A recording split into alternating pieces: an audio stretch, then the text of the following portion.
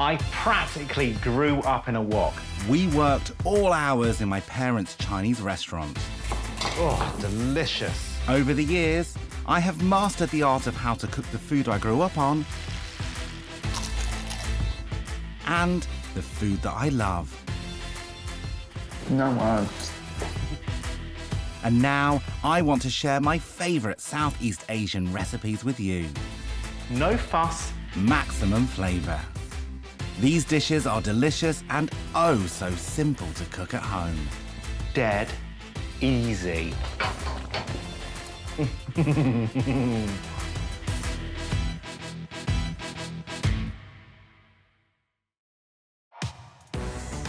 We all love a takeaway. Chinese food shares the top spot with fish and chips and Indian as the most popular in this country. But your favorite Southeast Asian treats are not as hard as you may think to cook at home. Today I'm going to show you how to make 3 of our most popular Asian takeouts. Egg foo young from the one and only Gok Wan. And a Chinese chop suey found in every takeout menu. But first, my version of a Japanese dish that has become a firm favorite. It's really obvious that our taste for food has changed in this country. Long gone are the days where we would reach for a jacket potato or a sarnie. Our lunch now, we want something really beautiful, full of flavour. And there are so many Asian takeaways available now where you can get Japanese food, Korean food, Chinese food. And there's one dish which is so popular in this country, it literally blows my mind, which is Japanese chicken katsu curry. When you learn how to make this dish, you will honestly never go out and buy it again because it's so simple and it's so, so beautiful. So, wash your hands first. We are dealing with meat. It's the breaded chicken that's the katsu element. The sauce is a Japanese curry. We're going to place our chicken into a reusable plastic bag. So, holding that side and give it a good old bash. I have to say, I love doing this job. I don't ever want to stop. There's something very satisfying about it. Okay, stop, enough. Because I am a stylist as well as a home cook, I am just going to make these chicken fillets the same size, all right? So it's just dead easy. And I don't throw this away. I boil it up for the dog. She loves it. If you're less fussy or you don't have a hungry canine friend, by all means use the full breast. My dad uses scissors all the time for cooking, and he says, "Why use knife? Scissors so easy." Chopping up his noodles and his vegetables. Good for him. First place we're going to go to is seasoned flour, black pepper, and salt in plain flour. You're just going to coat it, so you're getting a nice matte finish. Now you're going to go for your gloss. Into your egg. You're going to do exactly the same way. And then we're going to go over to our Panko breadcrumbs.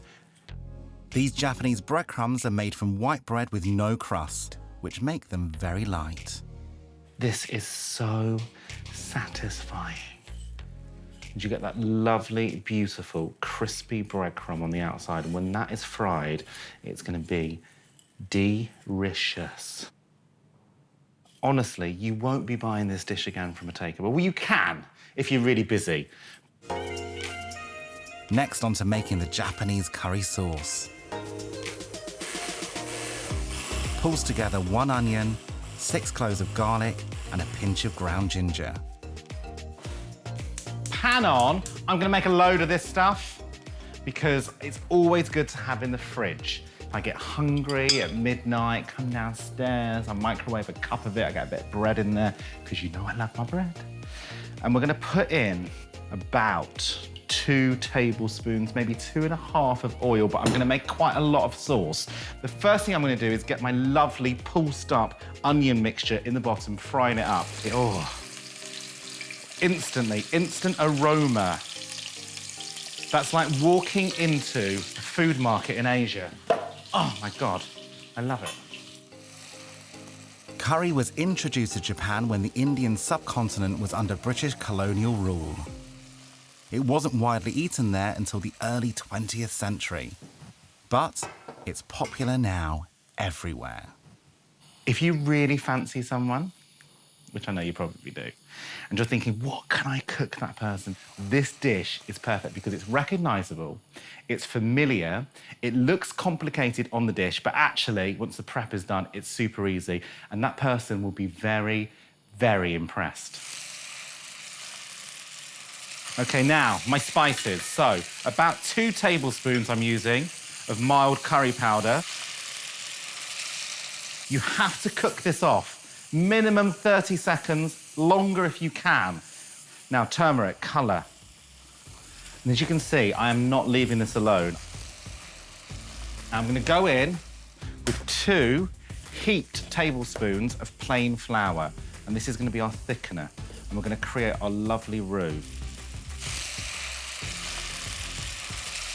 This will initially turn into a floury lump, but don't worry. So now what you're going to do is you're going to gradually add in your stock very slowly and creating this gorgeous, beautiful paste. It's lovely. It's coming alive now. 200 millilitres of vegetable stock will do. Then some garam masala and a tablespoon of caster sugar to balance the spices. Oh, nice. Okay, coconut milk's going in now. Then simply season. I love white pepper. There are a few ways to get more sweetness into this sauce. I'm going to add some grated apple to it, and the acid in the apple and the sweetness of the apple is going to give me another layer. Right, let's try that. Oh, it's perfect. And we're going to let it infuse itself. The longer you leave that, the better it will be.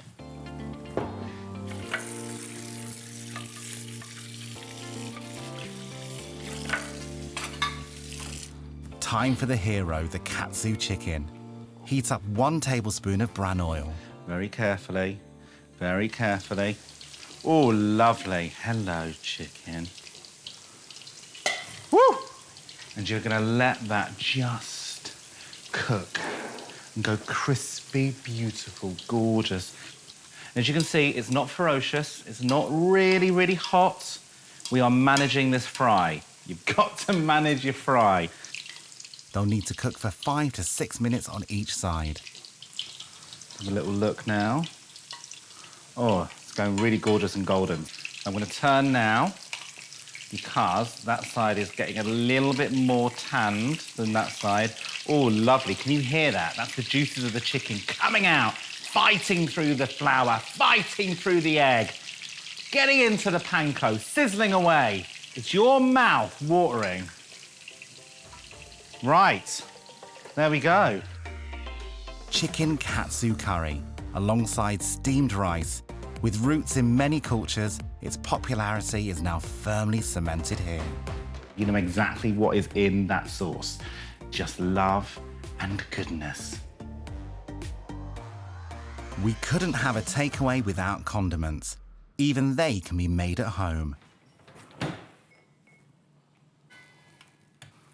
Often when you go to a Chinese restaurant, you'll get these tiny little ramekins or little dishes filled with the most delicious sauces you've ever had in your entire life. And it's about 2 different areas, yin and yang, sweet and sour. The first one is just 2 ingredients. Super simple, light soy sauce, any type of vinegar you've got apart from malt. You want 2/3 vinegar to 1/3 soy. This could go with summer rolls or crispy wontons. The next one, we're going to take light soy sauce and I'm going to add in a squidge of honey, any type of honey. Doesn't have to be expensive. And you get, that should have 50 ingredients in. That's how spectacular that is. 2 ingredients, soy sauce and honey. Pour this over some just cooked egg noodles with spring onions. The next sauce is one that you all know. Sweet chili dipping sauce, but I make my own. So a little bit of water that's already hot. You're going to put that onto the boil. You're then going to take some normal sugar, the sugar that you put in your tea or coffee, and you're going to put in 1, 2, 3, 4, 5, 6. You almost need to do half water to half sugar. And whilst that is boiling, you're going to take whatever chili you want. I'm going to add that in to your sugar and water syrup. Add a little bit of curry powder, because this has got natural colouring in, okay? And what that's gonna do is literally just gonna colour the treacly water, and so you recognise it. And let's just tip that into there, and then let that cool down, or serve it hot. I eat sweet chili sauce with everything. So there you have the quickest way of creating flavour for your meal. No fuss, maximum flavour.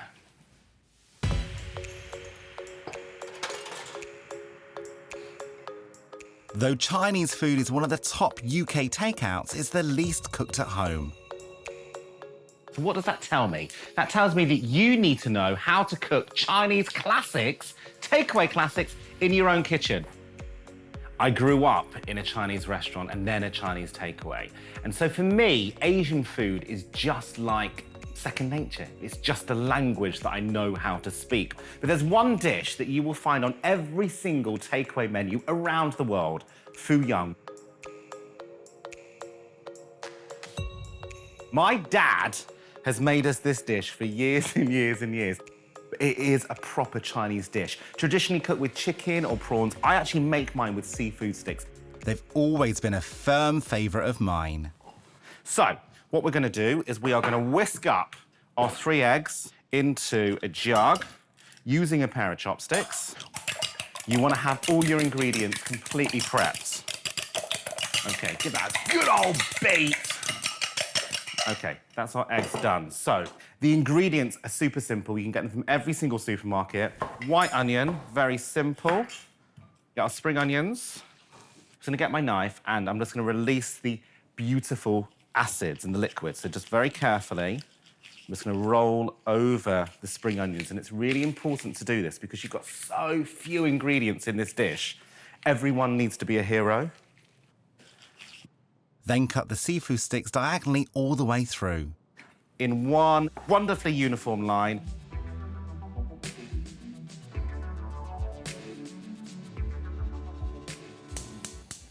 I'm gonna go flash fry, like we're in a Chinese takeaway. My dad's going, hurry up, hurry up! So we're gonna create that environment just here. Oil is piping hot now. It's starting to spit on its own. And you ready for this? Onions in, way! All right, let's give that a little toss. And what I wanna do is I actually want to burn them slightly on the outside. Because you know when you get the onions from the takeaway and they're really sweet, that's because they're caramelized. That's gonna taste delicious. Right, spring onions in. Keep that going as well. You wanna keep it moving as much as you possibly can. I'm gonna whack in a tiny bit of salt, and the salt will pull out all the moisture from that vegetables, which will make it sizzle even more.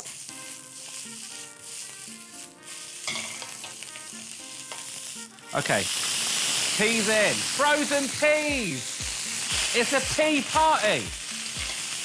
Lovely. Seafood sticks in. This is how easy it is. I love tossing my wok, but it does give me a double chin, I've noticed. Our egg mixture is going in.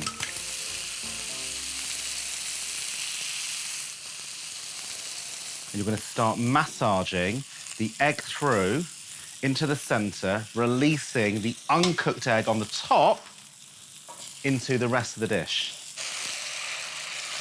Don't be afraid to work any burnt egg from the bottom of the wok into the mix.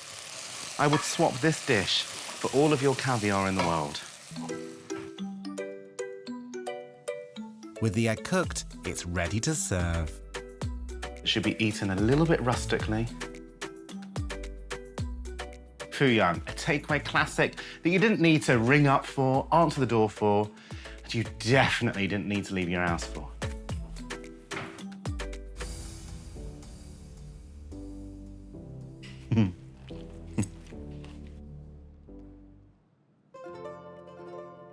And now my final takeout trick, a dish I believe is at the heart of Western Chinese cooking.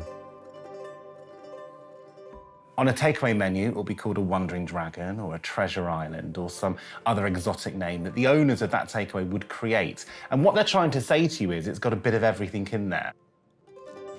I do believe, hand on my Asian heart, if you master this dish, there is not a single Chinese dish that you won't understand. And that's because of how we achieve its flavour. But first, the proteins. We're using 3 different proteins. Chicken, we're using some bacon and some prawns. You can buy ready-cooked chicken if you like, or just boil some chicken breasts up in Asian flavours. Water, dark soy for colour, some ginger and some garlic. And that just goes in to boil until it's cooked. Then, when it's still hot with your asbestos fingers, you need to shred it like that. The secret to this style of cooking is to have everything ready to go. In a Chinese takeaway or restaurant, you will have all your ingredients in little plastic boxes. My dad always says the preparation to cook in Chinese food is like a marathon, but actually the cooking is a 100-metre sprint. Now to prepare the veg.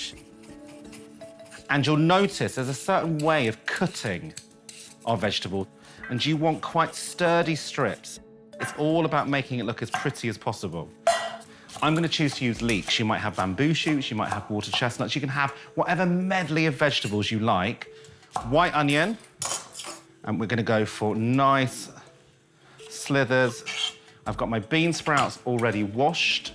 Half my spring onions is going to go into the dish, and the other half is going to be sprinkled on the top. Finally, my 3 degrees of flavour.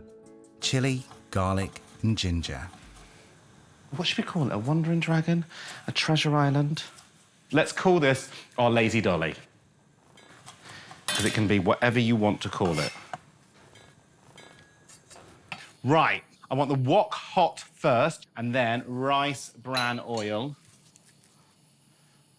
And I'm literally putting in a tablespoon, and that is it. Now, we're gonna go in order. Onions, garlic, ginger, and chilli. Okay, keep that moving. You don't want that to burn. It goes burn, it bitters. That's probably 10 seconds. Spring onions, carrots. We're gonna add a tiny bit of stock to loosen the bottom. The smell is amazing. Let's get our prawns cooked. And I'm making a lot of noise, but I'm trying to recreate the takeaway. You can imagine how loud that space is, that kitchen is. Everyone's screaming. Just remember that. Right, chicken in.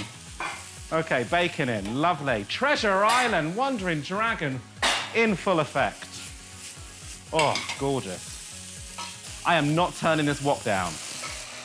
Growing up, food was always at the centre of our universe, not just because we needed food to survive, but because food also put money into our pockets. And my dad taught us very, very early on the power of food and the power of flavour. And here is that secret to combining Asian seasoning to create something so delicious. Shaoxing rice wine, you can get it from every single supermarket. Into the bottom of the pan, about half a cap. What that's going to do, it's going to give you that real significant Asian flavour. So we're going to go in with our light soy for our salt. About a tablespoon. Dark soy. About the same. That's caramel and also colour. Fish sauce. If you can't get hold of this, then just use a couple of fillets of tinned anchovies.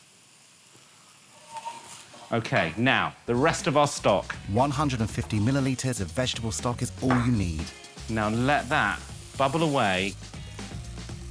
Corn flour and water.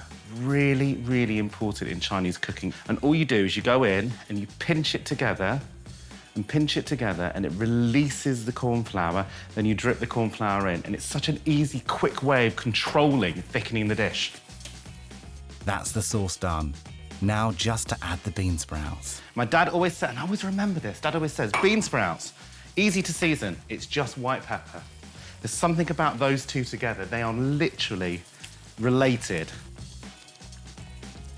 I just want them just to take on some of the flavour. Heat off. Finish with a drizzle of sesame oil and a handful of cashews. And that is one of the most beautiful dishes. It has all the science and all the proportion and all the knowledge of every single Asian dish out there. My Lazy Dolly, Wandering Dragon, Treasure Island, absolutely stunning. So that's my 3 takeaway classics. Chicken katsu curry, Papa Wan's Fu Young,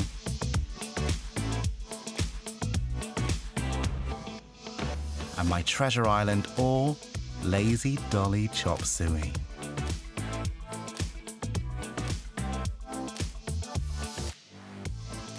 So there you go, my takeout tricks, whether you're looking for eggy Fu Young goodness, whether you're looking to search for that Wandering Dragon, or you want the bitter sweetness of a katsu curry, you must cook this at home. It's so easy.